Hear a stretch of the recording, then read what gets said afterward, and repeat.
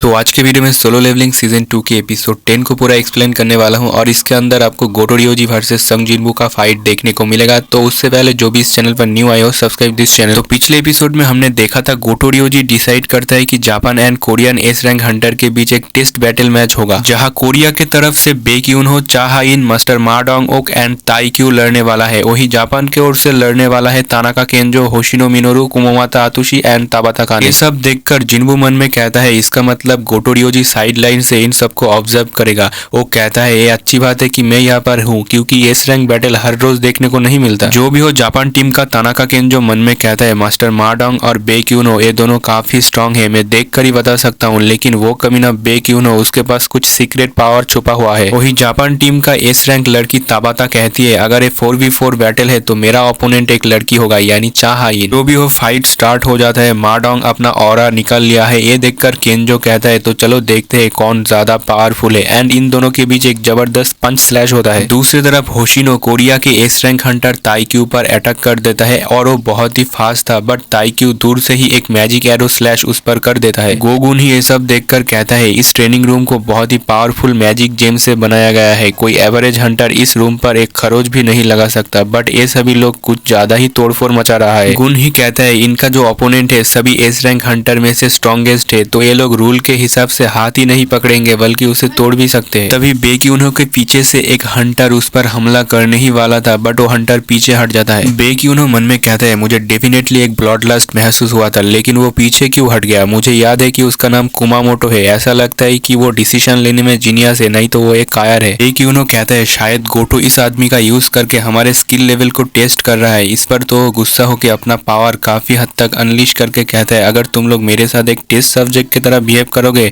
तो बेटा थोड़ा सीरियस हो जाओ। कुमामोटो तो बहुत ही डर जाता है, वो कहता है इसकी आंखें बदल गया है, ये तो बहुत ही डेंजरस है। बेक्यूनो उस पर हमला करके कहता है तुम्हारी रीअवेकनिंग सभी एस रैंक हंटर में से टॉप पर पहुंचा दिया है, बट तुम तो बहुत ही कायर हो। ये सब देखकर मिस्टर पार्क कहता है ओ माय गॉड ये सभी तो मॉन्स्टर है, इन लोगों की कंपेयर में मेरी जो पहली लड़ाई थी वो तो बच्चों का खेल है। योनताई कहता है ये सच नहीं है बिग ब्रो, वो फाइट बहुत ही बढ़िया था। वही हम देखते तानाका केंजो ने मास्टर मा डोंग को जमीन में पटक के नॉकडाउन कर दिया है और दूसरी तरफ होशिनो ने ताइक्यू को हरा दिया है। अब सिर्फ बेक्यूनो एंड चाहा इन ही बची है। बेक्यूनो को ये तीनों घेर लेता है तो वो कहता है तुम्हें क्या लगता है चाहा इन के बदले मुझे संभलना आसान होगा? वही ताबाता चाहा इन के साथ फाइट कर रही थी एंड उसे इसकी पैटर्न समझ में नहीं आ रहा था, क्योंकि चाहा इन की मूवमेंट एक डांसर की तरह है जिससे वो अपने ओपोनेंट को आराम से डिस्पैच कर सकता है, बट उसके गिल लीडर ने उसकी डांसर की नाम पर रोक लगा दिया है। जो भी हो चाहा इन पीछे से उसे टच कर लेती है एंड सीधा हंटर बेक्यूनो के पास चला जाता है उसे हेल्प करने के लिए। तभी पीछे से कुमामोटो आके उस पर हमला करने ही वाला था, लेकिन चाहा इन उसके मुंह पर बहुत ही स्पीड में बहुत सारे मुक्का मार देती है। इसे देखकर तो ये लोग शॉक होता है कि ये तो गैटलिंग शॉट था। कुमामोटो को ज्यादा ही क्रिटिकल चोट आया था एंड ये बहुत ही गुस्से में चाहा इन को पकड़ के जमीन में पटक देता है। ये बंदा बहुत ही साइको टाइप आदमी है, गुस्से में अपने टीममेट को भी नहीं छोड़ता। वही गोटो रियोजी हानिकावा से कहता है अगर कोरियन टीम में कोई सीरियसली इंजर्ड होता है तो इस मैच को इमीडिएटली स्टॉप कर देना, मैं बस इन लोगों को टेस्ट कर रहा हूँ। हानिकावा कहती है अगर आपको लगता है कि इस मैच को रोक दिया जाए तो मेरे ख्याल से यही सही टाइम है, क्योंकि मुझे नहीं लगता कि हम उनके होने वाले नुकसान की भरपाई कर पाएंगे। वही ये बंदा चाहा इन पर लात मारने ही वाला था, बीच में संग जिनवू आके उसे रोक लेता है एंड कहता है एक कंपटीशन है लेकिन तुम तो कुछ ज्यादा ही सीरियस ले रहे हो। बट ये बंदा और भी ज्यादा गुस्सा होकर जिनवू पर हमला करने ही वाला था। जिनवू उसके दोनों हाथ को पकड़ के पीछे घुमा के उसे जमीन पर पटक देता है। इस मूव को देखकर गोटो रियोजी हानिकावा से कहता है क्या तुम श्योर हो ये बंदा मैच टाइप हंटर है? हानिकावा कहती है ऑफिशियल रिकॉर्ड तो यही कहता है, बट आई थिंक आपको खुद एक बार टेस्ट करना चाहिए उसे। वही हंटर संग जिनवू चाहा इन से कहता है मुझे लगता है कि ये सबसे अच्छा होगा कि हम इस बात को मान ले कि कोरिया टीम ये कंपटीशन हार चुका है, क्योंकि बेक्यूनो को भी पकड़ लिया गया है। बेक्यूनो मन में कहता है इन लोगों के साथ हमारा पावर डिफरेंस काफी ज्यादा था, अगर मैं ट्रांसफॉर्म भी हो जाता तो भी कोई फर्क नहीं पड़ता। तभी हानिकावा जिनवू से कहती है मिस्टर हंटर तुम्हारे लिए गोटो रियोजी की तरफ से एक मैसेज है। गोटो रियोजी कहता है तुमने कहा कि तुम्हारा नाम संग जिनवू है, तो क्या ये ठीक रहेगा अगर हम दोनों एक दूसरे से 1v1 करे तो? संग जिनवू मन में कहता है इसका ऑरा से पता चल रहा है कि ये जानना चाहता है मैं कितना स्ट्रांग हूँ। जिनवू कहता है मैं श्योर तो नहीं हूँ इसका असली इंटेंशन क्या है, बट ये अच्छा चांस है खुद को टेस्ट करने का कि डेमन कैसल से लौटने के बाद मैं कितना स्ट्रांग हुआ हूँ। एंड ये बात सोचते हुए वो मुस्कुराने लगता है, जिसे देखकर गोटो रियोजी तो शॉक होता है। हानिकावा गोटो सैंड से कहती है हंटर संग जिनवू आपका चैलेंज एक्सेप्ट किया है, लेकिन एक कंडीशन है। गोटो रियोजी पूछता है कैसा कंडीशन? हानिकावा कहती है हंटर जिनवू ने कहा कि वो तभी फाइट करेगा जब गोटो सैन अपनी पूरी ताकत से लड़ेंगे। इसे सुनकर गोटो रियोजी को तो बहुत ही गुस्सा आता है कि ये बच्चा कुछ ज्यादा ही हवा में उड़ रहा है, लेकिन वो मन में कहता है मजा आएगा, हमारे पास हिलर सिजुमी है जो कि एक एस रैंक हिलर है, तो कोई प्रॉब्लम नहीं होगा। गोटो रियोजी उससे कहता है सिजुमी इंज्योर्ड की देखभाल करना, खास करके इस लड़के को भी। वही मास्टर माडोंग कहता है ये एक infamous 10th S rank Hunter है, लेकिन मैं कह सकता हूँ कि वो काफी स्ट्रॉन्ग है, मुझे बिलीव नहीं हो रहा कि उसने गोटो रियोजी को चैलेंज किया है। चा हाइन भी थोड़ा कंफ्यूज था, बट उसने देखा है हंटर जिन्वो अकेला ही एक ए रैंक डंजन बॉस को हराया है, उसी के साथ 100 से भी ज्यादा हाई ऑर्ड्स को भी। बेक्यूनो पूछता है इतने हंटर के बीच रहने के बाद तुम्हें कोई प्रॉब्लम नहीं हो रहा है? चा हाइन कहती है खैर मैं हर टाइम अपने नाक को ढककर तो नहीं रख सकती, मुझे जेजू आइसलैंड पर भी जाना है। इसके अलावा तुमने कहा कि तुम हंटर संग जिन्वो को जानते हो? बेक्यूनो कहता है हाँ जानता हूँ। चा हाइन कहती है तो फिर क्या तुम्हें ये मैच को रोकना नहीं चाहिए? बेक्यूनो कहता है ये मैच थोड़ा कॉम्प्लिकेटेड है, बट तुम भी तो इस मैच के लिए एक्साइटेड हो, है ना? एंड बेक्यूनो अपने मन में कहता है अगर संग जिन्वो अपना पावर कंटिन्यूअसली ग्रो कर रहा है तो पहले से भी वो ज्यादा पावरफुल हो गया है शायद। वही जिन्वो कहता है लेट्स स्टार्ट द मैच। ये बोलने से पहले ही गोटो अटैक कर देता है, जिन्वो उसे डॉज कर लेता है। गोटो रियोजी अपने मन में कहता है तुम कोई मैच टाइप हंटर नहीं हो, तुम्हारे साउंडलेस मूव से ही पता चल रहा है, भले ही तुम बाकी सबको बेवकूफ बना सकते हो बट मुझे नहीं, मैं तुम्हारी सारी सीक्रेट को रिवील कर दूंगा जो तुम छुपा रहे हो। जिन्वो मन में कहता है ये डेफिनेटली दूसरे एस रैंक हंटर से ज्यादा स्ट्रॉन्ग है, लेकिन इसका अटैक उतना भी खास नहीं है कि मैं ना डॉज कर सकूं। ये सोचते हुए जिन्वो स्माइल कर रहा था, जिसे देखकर गोटो तो और भी ज्यादा गुस्सा आता है। वही ताइक्यू कहता है ये दोनों क्रेजी अटैक्स कर रहा है, मेरे आंखों को भी वो नहीं दिखाई दे रहा है। मास्टर माडोंग कहता है लेकिन हंटर संग जिन्वो बहुत अच्छे से हैंडल कर रहा है, ऐसा बहुत कम लोग हैं जो जापान के स्ट्रॉन्गेस्ट हंटर के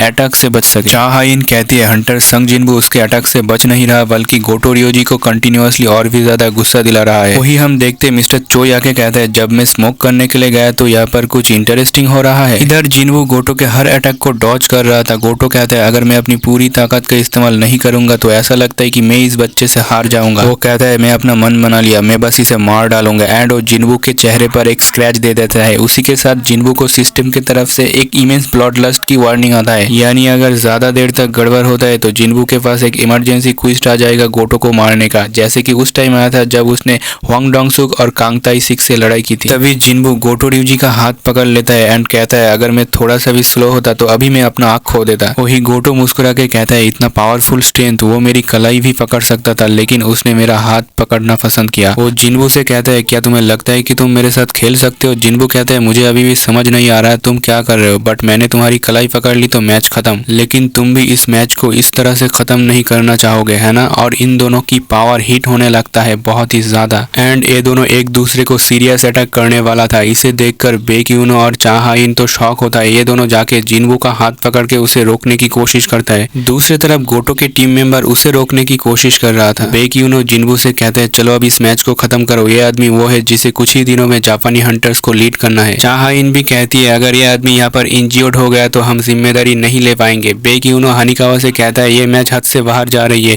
इसलिए आज का प्रैक्टिस सेशन यहाँ पर ही खत्म करते हैं। जिन्वो अब रुक जाता है। बेक्यूनो उससे कहता है मैं इंटरफेयर कर रहा हूँ, जबकि मुझे ऐसा नहीं करना चाहिए। जिन्वो कहते हैं नहीं ठीक है। वही मास्टर माडोंग आके जिन्वो से कहता है तुम्हारा फिजिकल स्ट्रेंथ तो काफी अच्छा है, अगर तुम किसी गिल्ड पर नहीं हो तो मेरे साथ चलो, मेरा गिल्ड मैजिक यूजर से भरा हुआ है, मुझे कोई फिजिकल फाइटर चाहिए। इसे सुनकर मिस्टर चोई ऊपर से चिल्ला के कहते हैं अरे वो एक मेज क्लास हंटर है। जो भी हो जिन्वो मन में कहता है अब मुझे यहाँ मौजूद सभी हंटर्स की स्ट्रेंथ का पता चल गया है, मैं कुछ पता लगाना चाहता था। गोगुनही, चा हाइन, बेक्यूनो और गोटो रियोजी, हालांकि वे सभी एस रैंक हंटर है, फिर भी वो मेरे सोल्जर का पता लगाने में सफल नहीं हुआ जो उनके शैडो में छुपा हुआ था। जिन्वो कहता है मुझे शौक लगा कि गोटो रियोजी भी कुछ समझ नहीं पाया। वो कॉमिटी लीडर गोगुनी से कहता है आपने पूछा था कि क्या मैं जेजू आइसलैंड रेड पे पार्टिसिपेट करूंगा या नहीं, है ना? गोगुनी तो शौक होता है जिन्वो क्या जवाब देने वाला है। वही गोटो रियोजी तो बहुत ही ज्यादा शॉक्ड एंड डरा हुआ लग रहा था। जो भी वो सीन चेंज होता है व्हाइट टाइगर गिल्ड में बेक्यूनो अपने ऑफिस में बैठा था। वो अपने मन में सोचता है क्या डबल एवोकेंट होने के बाद लिमिटलेस ग्रोथ करना पॉसिबल है? ऐसा लगता है हंटर संग जिन्वो को रिक्रूट करने का कोशिश बेकार है, हालांकि उसके साथ कांटेक्ट करने का मल्टीपल रास्ता है। तो अब टाइम है प्लान बी को शुरू करने का। बेक्यूनो फोन पर देखते है जेजू आइसलैंड पर जो 4 दिन बाद रेड होने वाला है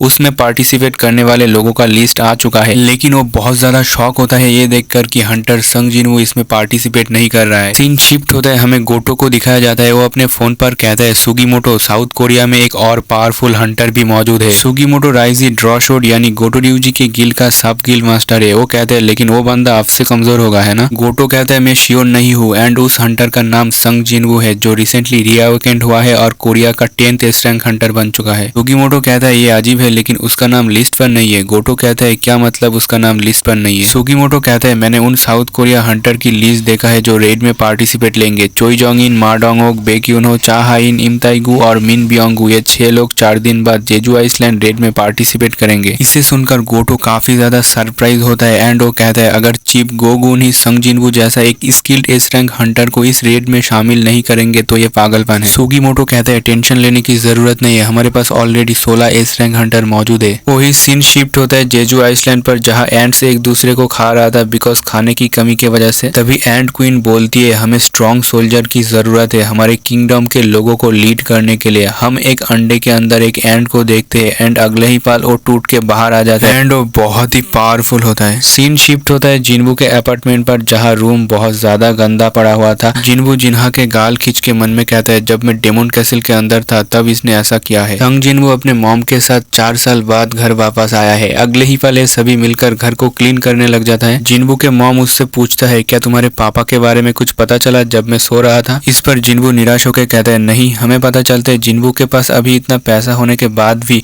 वो इस घर में रेंट पर इसलिए रहता है क्योंकि उसके मॉम को लगता है कि उसके पापा एक दिन ढूंढते हुए यहाँ पर वापस लौट सकता है। हमें ये भी पता चलता है कि जिनवू अपने मॉम की वजह से ही जेजू आइसलैंड रेड पर नहीं गया। सीन चेंज होता है। एक न्यूज रिपोर्टर उन एंड्स के बारे में बता रहा था कि कैसे ये सभी इन्वॉल्व होकर और भी ज्यादा पावरफुल हो रहा है और लोग हेट कमेंट कर रहा था जिनवू को क्योंकि वो एक एस रैंक हंटर होने के बाद भी रेड पर नहीं गया। बट जिनवू को इससे कोई फर्क नहीं पड़ता। तभी जिनवू के पास जिन्हो का कॉल आता है। संग जिनवू कहता है क्या तुम अभी भी होटल पर हो। जिन्हो कहता है नहीं मुझे हाल ही में एक नया जगह मिल गया है। मेरे मॉम के हेल्प से मैंने हमारे ऑफिस के लिए एक जगह ढूंढ लिया है तो क्या तुम्हारे पास टाइम होगा इसे देखने के लिए। एंड फाइनली जिनहो अपने ऑफिस में एंटर करता है और इतना बड़ा ऑफिस को देखकर वो जिन्हो से कहता है क्या ये जगह हम दोनों के लिए काफी ज्यादा बड़ा नहीं है। जिन्हो कहता है तुम ये क्या बोल रहे हो, तुम्हें गिल्ड को एस्टेब्लिश करने के लिए एटलीस्ट 3 हंटर्स तो चाहिए ही होगा। First of all guild master, second पर वाइस गिल्ड मास्टर और एम्प्लॉइज हंटर। ये सुनकर संग जिनवू कहता है तो मुझे और एक हंटर को पकड़ना होगा। तभी जिन्हो कहता है बाय द वे तुम्हें कोई ढूंढ रहा था।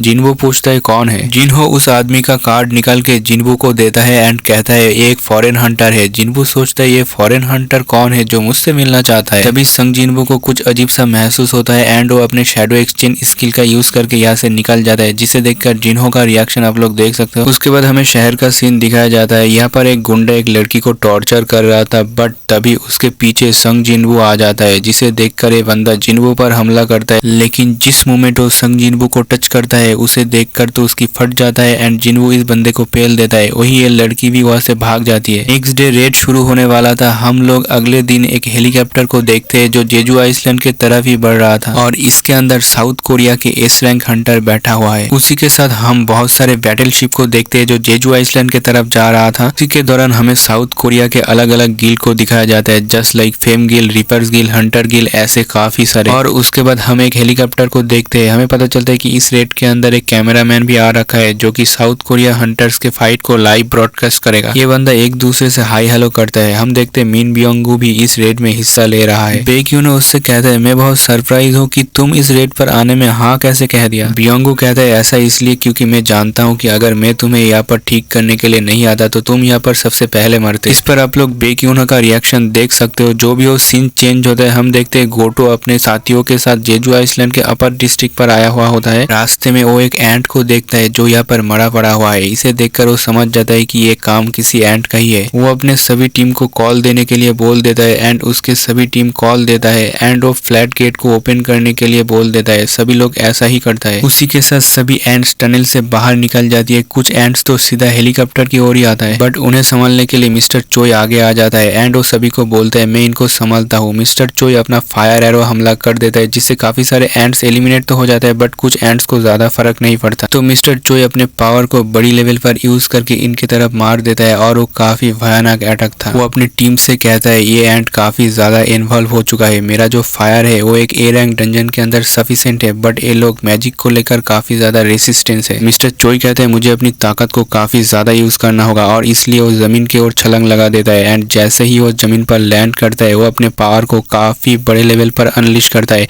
जिससे आसपास के सभी एंट्स एलिमिनेट हो जाता है। वो अपने साथियों को नीचे आने के लिए बोल देता है। अब साउथ कोरिया के जितने भी एस रैंक हंटर होता है वो सब पहले हेलीकॉप्टर के ऊपर होता है लेकिन वो सभी एक साथ जंप लगा देता है जेजू आइसलैंड के जमीन के ओर मिशन को कंप्लीट करने के के लिए। और इसी क्लिफ हैंगर के साथ इस एपिसोड को खत्म करते हैं।